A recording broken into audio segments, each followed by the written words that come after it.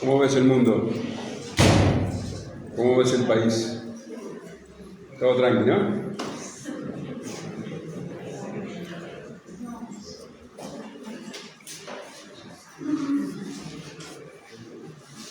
Unos dicen una cosa, otros dicen otras, contradicen unos a otros, se contradicen a sí mismos. Pero ese no es nuestro problema. Ese no es el verdadero problema del mundo. El verdadero problema del mundo es el pecado. El pecado es la causa de todo lo que nosotros vemos. Es un veneno que contamina a cada persona, cada hombre, cada mujer. Bueno, y el resultado del pecado lo vemos tan cotidianamente en cada lado, en cada lugar. Vemos que hay guerras, hay corrupción, hay sensualidad, violencia, a gran escala, pero también lo vemos en familias destruidas, en la gente, en las actitudes.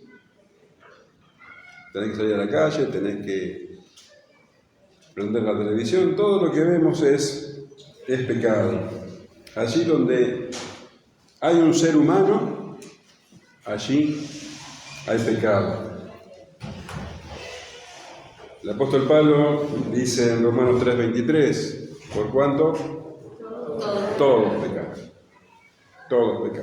están destituidos de la gloria de Dios.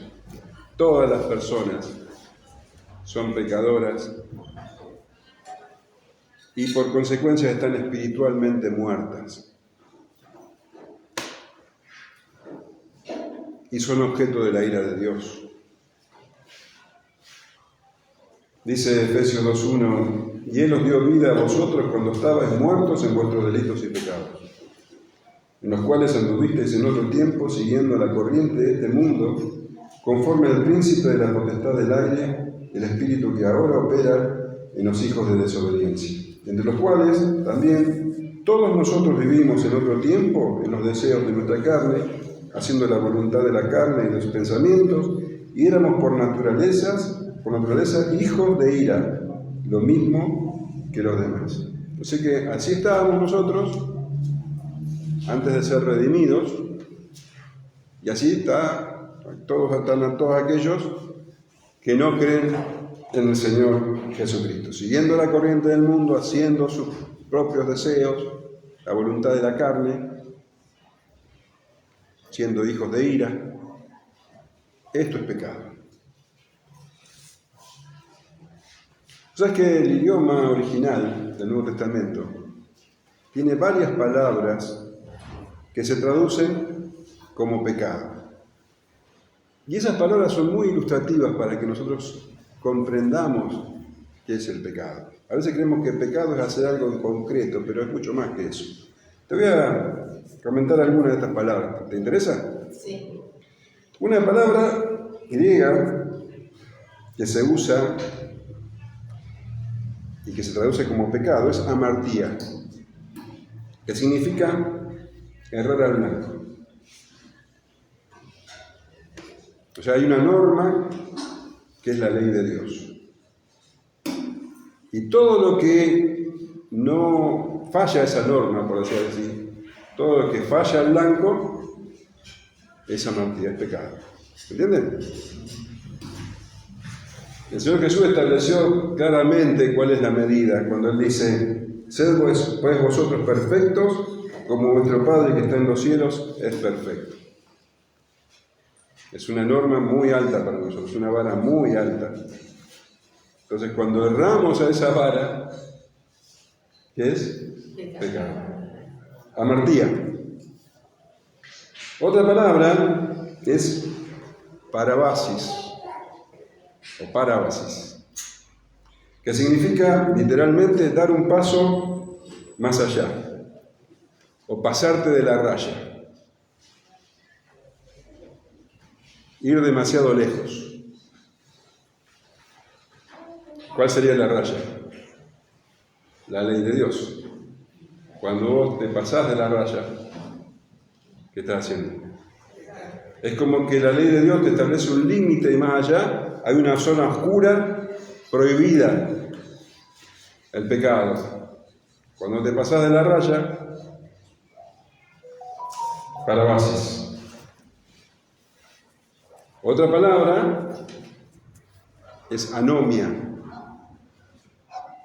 que significa infracción, estar sin ley.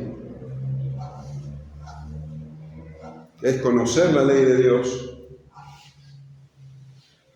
y rebelarte a ella, no hacerla. Anomia. Un ejemplo claro es Adán. Tenía claro el mandamiento de Dios y él se rebeló a ese mandamiento. En 1 Juan 3:4 dice: todo aquel que comete pecado infringe también la ley, anomia, pues el pecado es infracción de la ley. Entonces tenés amartía, parabasis, anomia, y hay otra más. Paraptoma, que significa dar un mal paso, deslizarse, tropezarse. ¿Viste cuando vos te tropezás y empezás, no te caes, pero estás, que perdés el control y vas cayéndote? Bueno, a eso se refiere, que perdés el control de tu caminar. Ya no estás vos al control, está el control del pecado.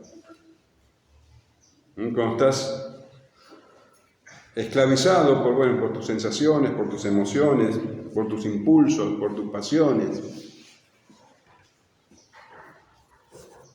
El pecador es incapaz de controlar el pecado. Y por último, ofilema. Ofilema, que significa deuda. Que en el Padre Nuestro, según Mateo, dice: perdónanos nuestras ofilemas, nuestras deudas. Quiere decir que cuando vos errás al blanco, te cruzás la línea, tropezás, perdés el autocontrol, definitivamente quedás en deuda para con Dios. Todas estas palabras entonces se traducen como pecado, pero nos ilustran creo que muy claramente lo que significan. Los seres humanos no pueden abandonar el pecado por sí mismos. La Biblia describe el pecado como una esclavitud. Recién leíamos que estamos muertos de nuestros delitos y pecados. El profeta Jeremías, fíjate cómo lo explicó. Jeremías 13:23. ¿Mudará el etíope su piel y el leopardo sus manchas? Así también, ¿podréis vosotros hacer bien estando habituales a hacer mal? El hecho de que el hombre haga el bien, es lo mismo que un leopardo se saque las manchas. Imposible. La única solución para el problema del pecado es que Dios otorgue su perdón. Y de hecho, la Biblia dice que Dios es Dios perdonador, que Él quiere perdonar. El Salmo 86:5 dice: porque tú, Señor, eres bueno y perdonador, y grande en misericordia para todos los que te invocan. Y en Isaías 1:18 leemos: venid luego, dice Jehová, y estemos a cuenta. Si vuestros pecados fueran como la grana, como la nieve serán emblanquecidos. Si fueran rojos como el carmesí, vendrán a ser como blanca lana. Dios es Dios perdonador. Pero Dios no puede simplemente borrar el pecado, no puede olvidarse del pecado como si no hubiera sido cometido. porque Dios es justo, y hacer eso iría en contra de sí mismo, de su propia justicia. El pecado debe ser castigado, porque Él dice, no tendrá por inocente al culpable. Dios no puede contradecirse a sí mismo. La justicia de Dios debe ser saldada, debe ser satisfecha. ¿Y de qué manera entonces Dios puede castigar el pecado y a la vez perdonar al pecador? Bueno, vos lo sabés. Es algo que solamente Dios puede hacer. Y solamente vos podés entenderlo si Dios te lo revela. Porque para el mundo es locura. Es lo que se llama el Evangelio. Si vos entendés el Evangelio es porque Dios te abrió el entendimiento para que lo entiendas. Entonces, Dios proveyó un sustituto perfecto.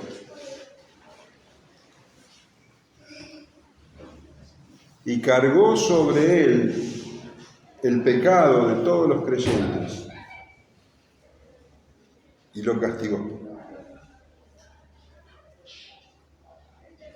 Jesucristo, siendo totalmente inocente, sin ningún pecado, Dios cargó nuestro pecado en Él y lo castigó, recibiendo Él el castigo que nosotros merecemos. El apóstol Pablo lo explicó en 2 Corintios 5:21 muy sencillamente, muy claramente. Al que no conoció pecado, por nosotros lo hizo pecado, para que nosotros fuésemos hechos justicia de Dios en Él.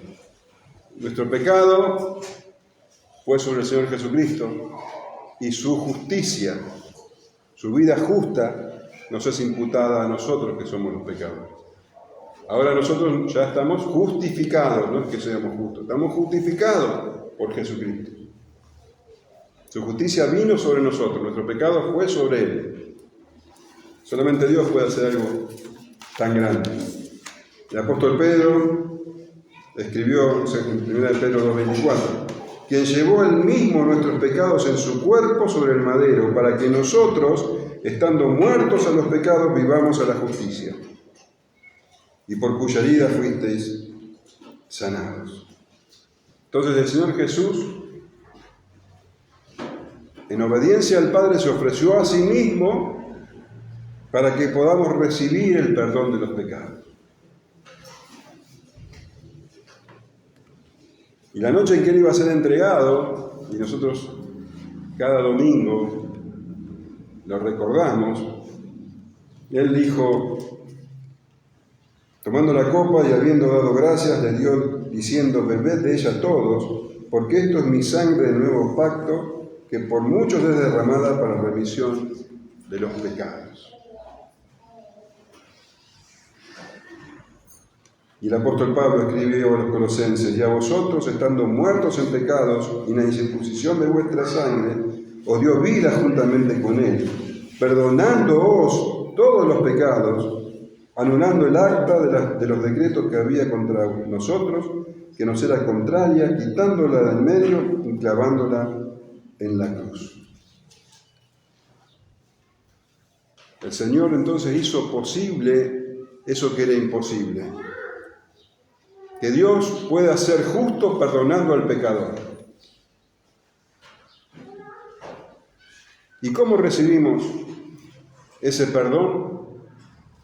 Por medio del arrepentimiento.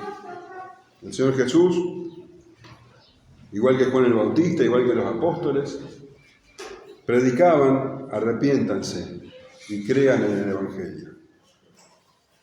Por medio del Evangelio, por medio de escuchar el Evangelio, esto que les estoy hablando ahora, el Espíritu Santo opera en algunos, en los escogidos, abriéndoles el entendimiento para que comprendan su propio pecado, su condición delante de Dios, su incapacidad de poder por sus propios méritos alcanzar salvación, entendiendo que desesperadamente necesitan alguien que los salve, un Salvador. Y ahí está, Jesucristo. Entonces, por medio del Evangelio, el Espíritu Santo nos da el arrepentimiento y la fe, recibiendo el perdón de pecados y la vida eterna. Eso es el Evangelio, el poder del Evangelio, el poder de Dios para salvación. Y así es que el pecador recibe el perdón completo de Dios, el perdón absoluto de Dios, por los pecados pasados, por los presentes y por los futuros. Ya no hay más condenación para el que está en Cristo Jesús. Ninguna condenación.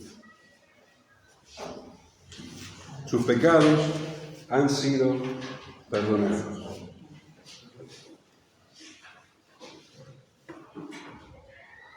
Sin embargo,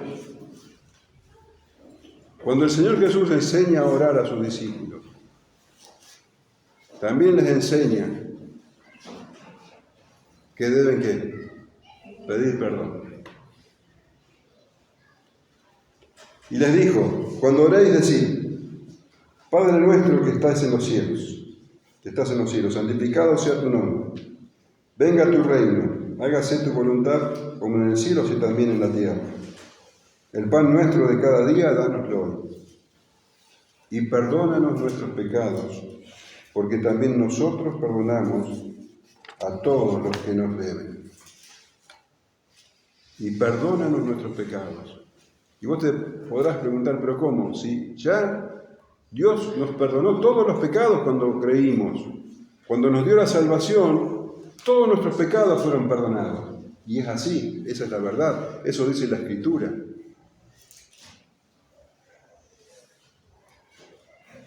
Y acá el Señor nos enseña que una de nuestras necesidades básicas, nos enseñó a pedir por el pan nuestro de cada día y también nos enseña a pedir perdón cada día. ¿Por qué? Si ya nuestros pecados han sido perdonados. Y la respuesta es que sí, nuestros pecados son perdonados y por la obra de Jesucristo vamos a ir al cielo. Y no se necesita nada más. Ya estamos sin condenación en Cristo Jesús. Pero hay una faceta del perdón que necesitamos cada día, porque seguimos pecando. Y nuestro pecado daña nuestra comunión con Dios. No es que perdemos la salvación, pero nosotros somos conscientes de la santidad de Dios y que Dios aborrece el pecado. Y cuando pecamos, esa comunión tan cercana se ve afectada y perdemos la paz, perdemos el gozo. Por eso debemos pedir perdón cada día. El apóstol Juan escribió en 1 Juan 1:8, si decimos que no tenemos pecado, nos engañamos a nosotros mismos y la verdad no está en nosotros. Somos pecadores todavía, pecamos. Si confesamos nuestros pecados, Él es fiel y justo para perdonar nuestros pecados y limpiarnos de toda maldad. Y cuando confesamos nuestros pecados a Dios, no tratamos de ocultarlos, no nos aferramos a ese pecado, los confesamos delante de Dios, entonces vuelve la paz, vuelve el gozo, vuelve esa comunión a ser restaurada. Necesitamos cada día pedir perdón. Perdónanos nuestros pecados. En la noche en que el Señor Jesús iba a ser entregado, en la misma noche que Él celebró la Santa Cena, el Señor Jesús les enseñó a sus discípulos a servirse unos a otros, lavándose los pies, ¿te acordás? En Juan 13:5 leemos: luego puso agua en un lebrillo y comenzó a lavar los pies de los discípulos y a enjugarlos con la toalla con que estaba ceñido.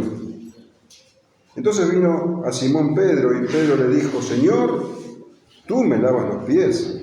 Respondió Jesús y le dijo: lo que yo hago, tú no lo comprendes ahora, mas lo entenderás después. Pedro le dijo: no me lavarás los pies jamás. Jesús le respondió: si no te lavare, no tendrás parte conmigo. Le dijo Simón Pedro: Señor, no solo mis pies, sino también las manos y la cabeza. Jesús le dijo: el que está lavado no necesita lavarse los pies, no necesita sino lavarse los pies, pues está todo limpio. Y vosotros limpios estáis, aunque no todos, porque sabía quién le iba a entregar, por eso dijo: no estáis limpios todos. El Señor Jesús está ilustrando justamente lo que estamos hablando, el perdón. Nosotros ya estamos limpios, los discípulos de Cristo, esos 11 menos Judas, estaban limpios, perdonados. Simplemente necesitaban lavarse los pies, que era justamente lo que se ensuciaba en el andar diario. Como nosotros, estamos completamente limpios y necesitamos sacar esa suciedad que se nos prende en nuestro caminar diario. Perdónanos nuestros pecados. Por eso es necesario la confesión y pedir perdón cada día. Pero hay claramente, dice el Señor,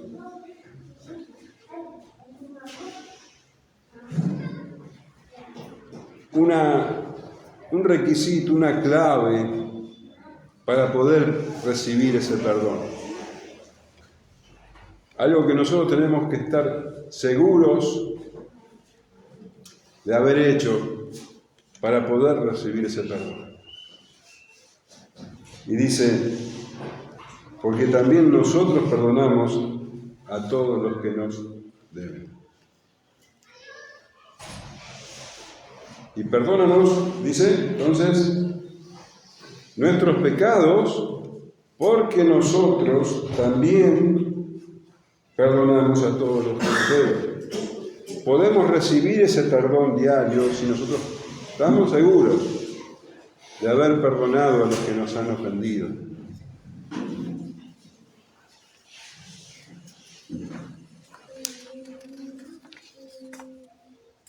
Ser cristiano y no perdonar es una contradicción. El Señor Jesús en el Sermón del Monte profundiza esto que estamos leyendo. En Mateo 6, 14 y 15 dice: porque si perdonáis a los hombres sus deudas,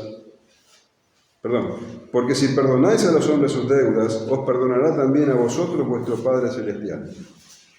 Mas si no perdonás a los hombres sus ofensas, tampoco vuestro Padre os perdonará vuestras ofensas.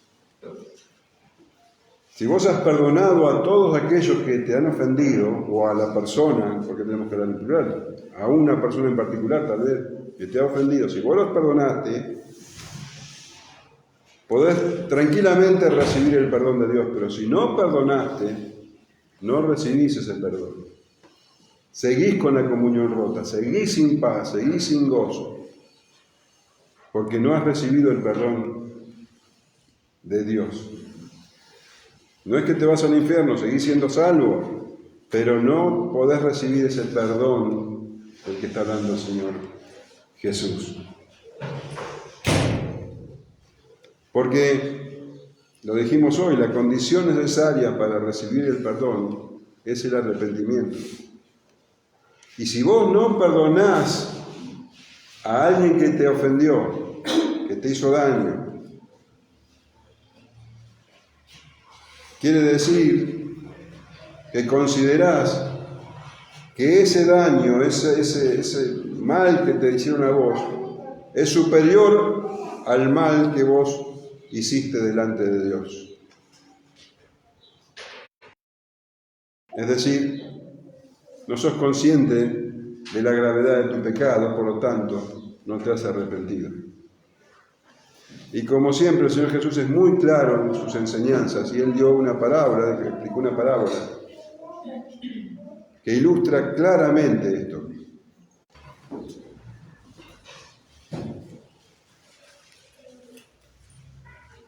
Por lo cual el reino de los cielos es semejante a un rey que quiso hacer cuentas con sus siervos. Y comenzando a hacer cuentas, le fue presentado uno que le debía 10.000 talentos. A este, como no pudo pagar, ordenó su señor venderle y su mujer y sus hijos, y todo lo que tenía, para que se le pagase la deuda. Entonces aquel siervo postrado le suplicaba diciendo: Señor, ten paciencia conmigo y yo te lo pagaré todo. El señor de aquel siervo, movido a misericordia, le soltó y le perdonó la deuda. Pero saliendo aquel siervo halló a uno de sus consiervos que le debía 100 denarios, y haciendo de él le ahogaba, diciendo: Págame lo que me debes. Entonces su consiervo, postrándose a sus pies, le rogaba diciendo: Ten paciencia conmigo y yo te lo pagaré todo. Mas él no quiso, sino fue y lo echó en la cárcel hasta que pagase la deuda. Viendo sus consiervos lo que pasaba, se entristecieron mucho y fueron y refirieron a su señor todo lo que había pasado. Entonces, llamándole a su señor, le dijo: Siervo malvado, toda aquella deuda te perdoné porque me rogaste. ¿No debías tú también tener misericordia de tu consiervo como yo tuve misericordia de ti? Entonces su señor, enojado, lo entregó a los verdugos hasta que pagase todo lo que debía.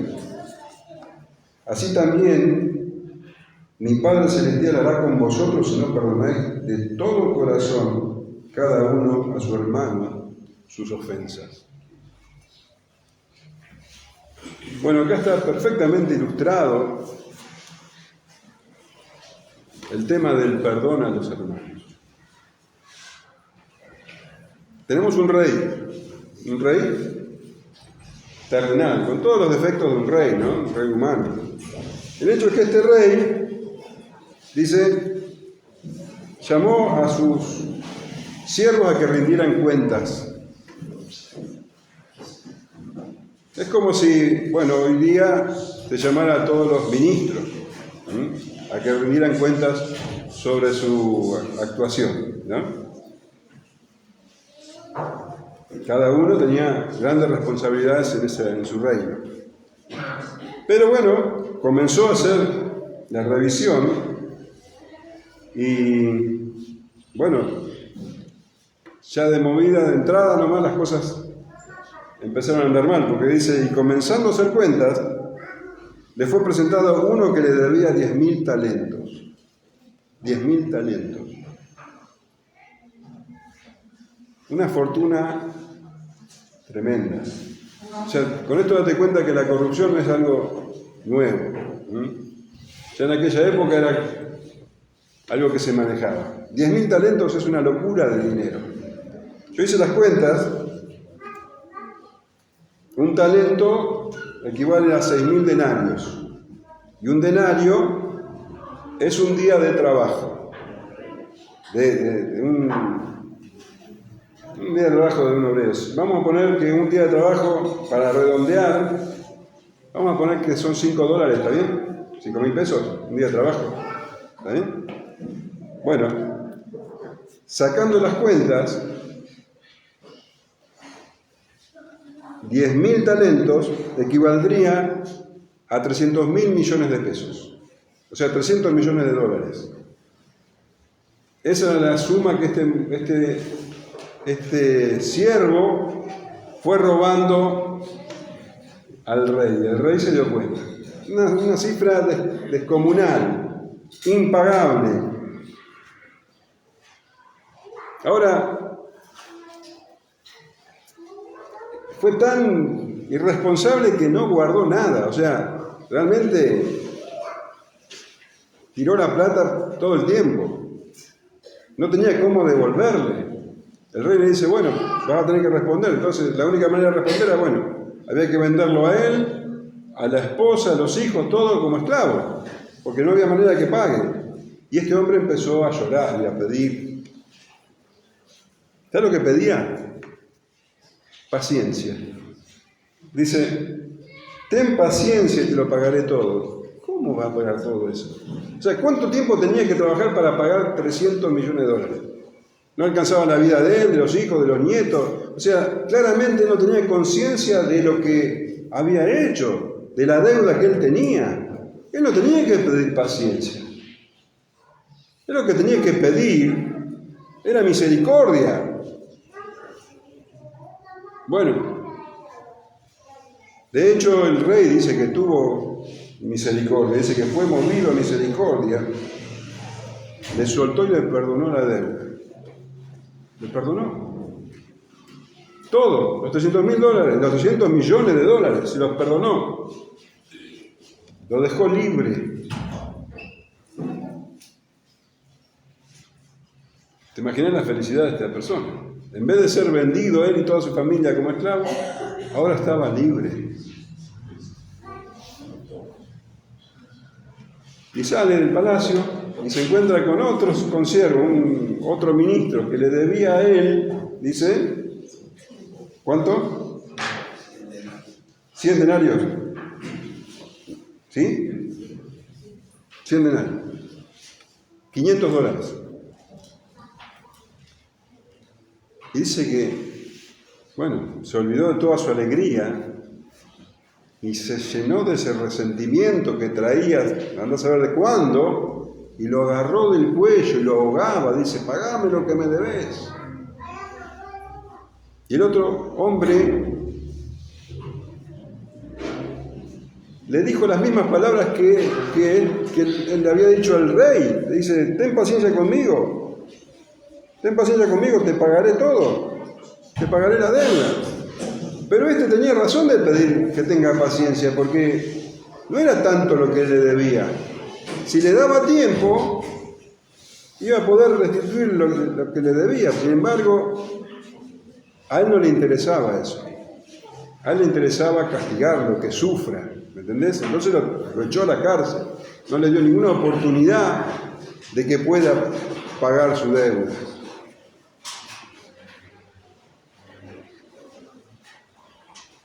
Los otros consiervos vieron esto y se dolieron porque claramente esa actitud no era la adecuada. Fueron y le dijeron al rey, ¿y qué crees que hizo el rey?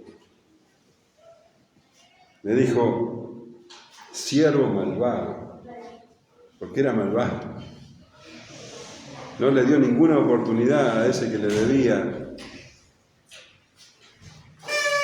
y lo mandó a la cárcel. Siervo malvado, toda aquella deuda te perdoné porque me rogaste. ¿No debías tú también tener misericordia de tu consiervo como yo tuve misericordia de ti? ¿Qué iba a decir?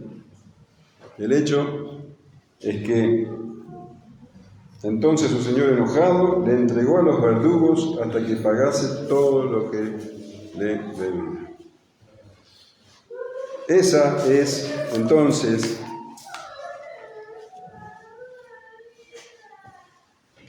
la ilustración perfecta de lo que sucede cuando nosotros, que hemos recibido el perdón de Dios, no queremos perdonar a alguien que nos ha ofendido de alguna manera. No nos damos cuenta de todo lo que Dios nos ha perdonado a nosotros. Minimizamos eso y maximizamos lo que nos han hecho. Aunque esa persona quiere restituir lo que hizo, no es que se desentiende y no le damos la oportunidad. Dice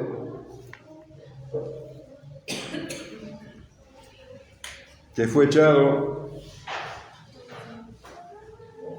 Fue echado a la cárcel, a los verdugos, hasta que pague todo. Esto no quiere decir que te manda al infierno. Lo que quiere decir es que Dios va a disciplinar tu vida para que aprendas a perdonar.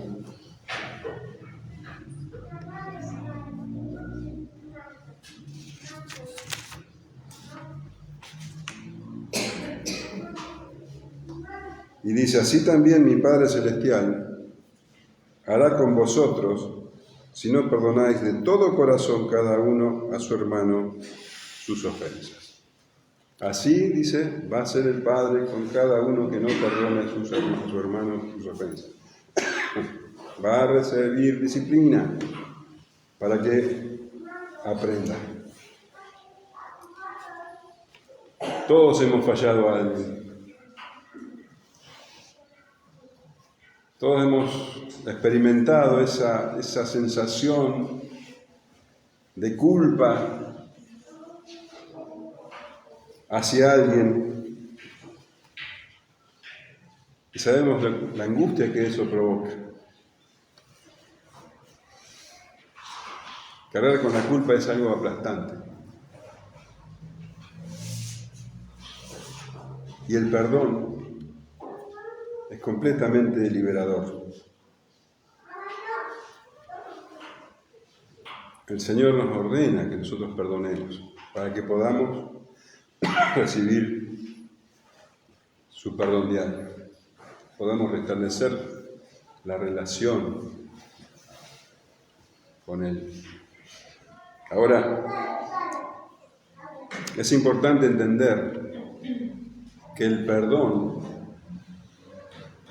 es beneficio para aquel que pecó contra nosotros. Por eso el perdón es algo tan noble. El perdón beneficia al que agravió, no al agraviado.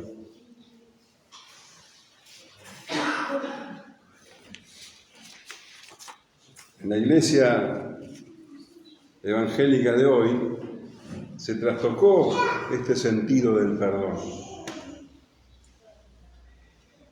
Entonces,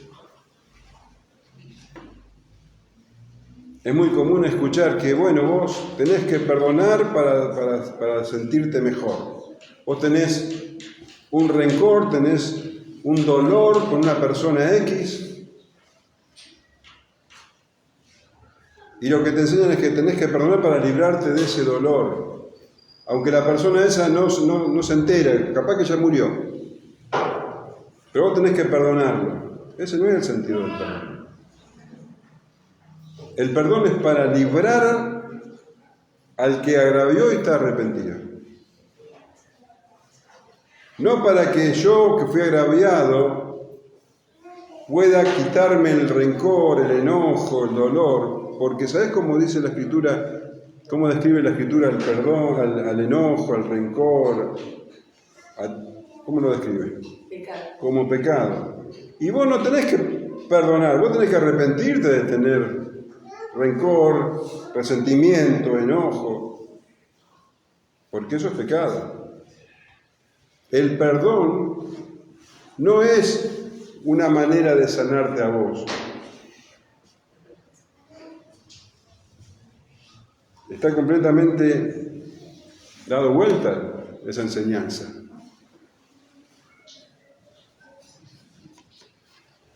El perdón es para aquel que ha pecado y se ha arrepentido. Vos no podés perdonar a alguien que no se ha arrepentido.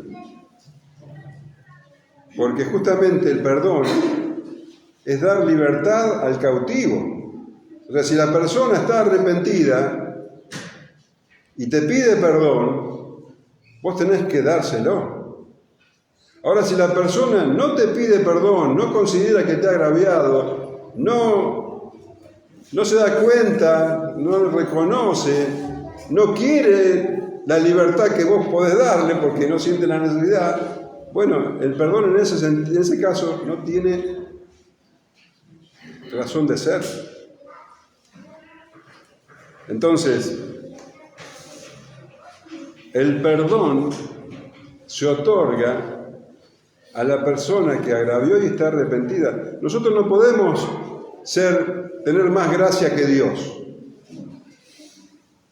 Porque Dios perdona al que se arrepiente.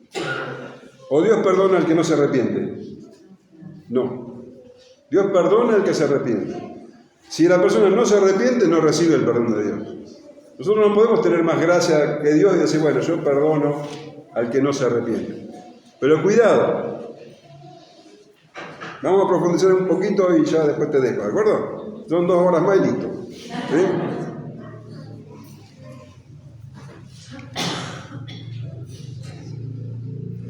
Nosotros tenemos que entender que debemos perdonar como una forma de liberar a aquel que está agobiado, angustiado por habernos dañado. Lucas 17, 3 y 4. Mirá lo que dice. Mirad por vosotros mismos. Si tu hermano pecare contra ti, repréndele. Y si se arrepintiere, ¿qué dice? Si se arrepintiere, perdónale.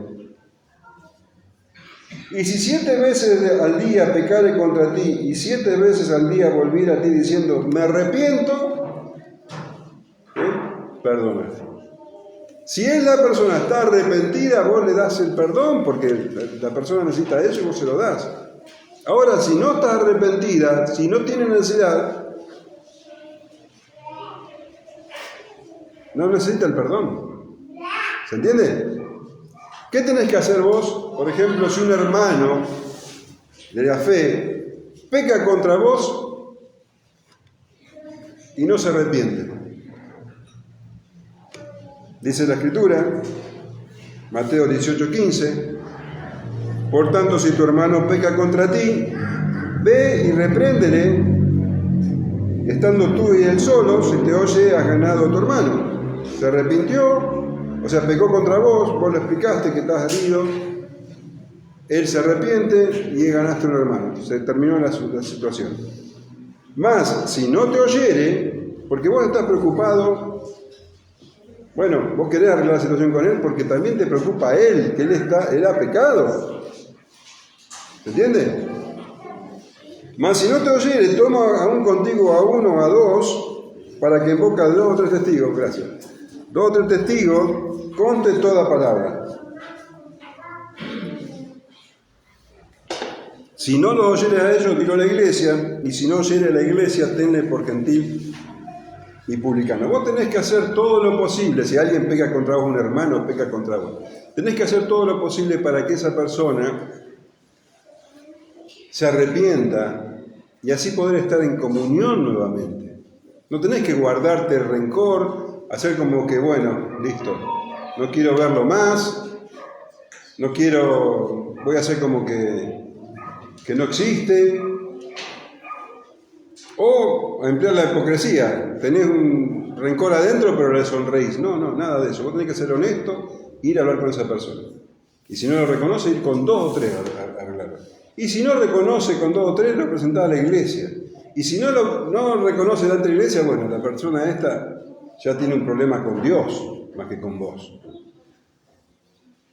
Eso es lo que tenés que hacer con un hermano en la fe. Ahora, si no es un hermano en la fe, la persona que te ofende, es distinto porque ya no tenemos a la Escritura como una vara que rige la vida de los dos. Vos no podés ir a una persona que no cree en el Señor Jesucristo, mirá, la Biblia dice tal cosa, porque a él, ¿qué le importa? Entonces, bueno, en este caso, ¿qué tenés que hacer? ¿Llenarte de rencor? Nunca. Mateo 5:44 dice, pero yo os digo, amad a vuestros enemigos, bendecid a los que os maldicen, haced bien a los que os aborrecen y orad por los que os ultrajan y os persiguen, para que seáis hijos de vuestro Padre que está en los cielos, que hace salir su sol sobre malos y buenos y que hace llover sobre justos e injustos. Porque si amáis a los que os aman, ¿qué recompensa tendréis? ¿No hacen también lo mismo los publicanos? Y si saludáis a vuestros hermanos solamente, ¿qué hacéis de más? ¿No hacen también así los gentiles? Sed pues vosotros perfectos, como vuestro Padre que está en los cielos es perfecto. ¿Sabes lo que vos nunca tenés que hacer? Es dejar que tu corazón se llene de resentimiento. Si alguien te hizo daño, bueno, amalo. No te dejes vencer por el mal, sino que vence el mal con el bien. Guarda tu corazón. Guarda tu corazón de rencor, de resentimiento. No dejes que crezca una raíz de amargura en vos. No es que le tenés que perdonar porque a la persona no le importa. Lo que tenés que hacer es amarla, es no guardar rencor. Si es un hermano en la fe, trata de arreglar las cosas con él. Pero nunca guardar rencor.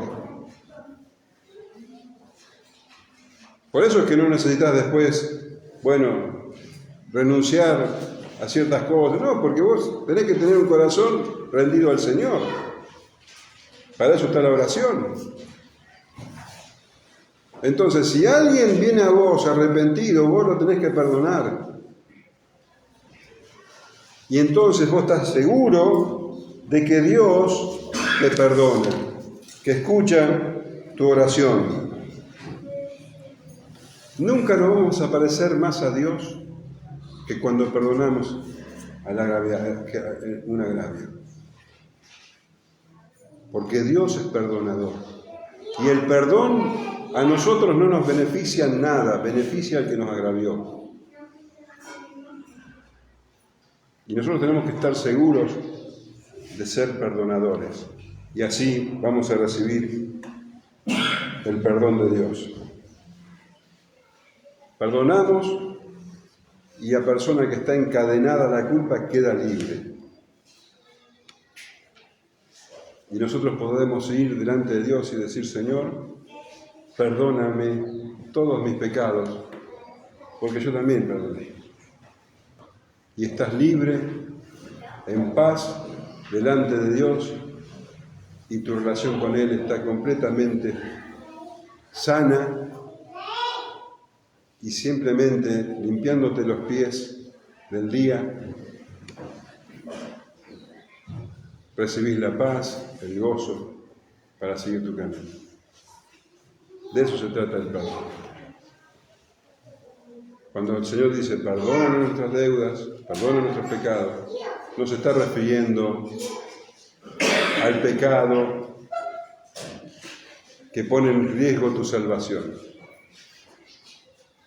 Se está refiriendo al pecado que daña tu relación con Él.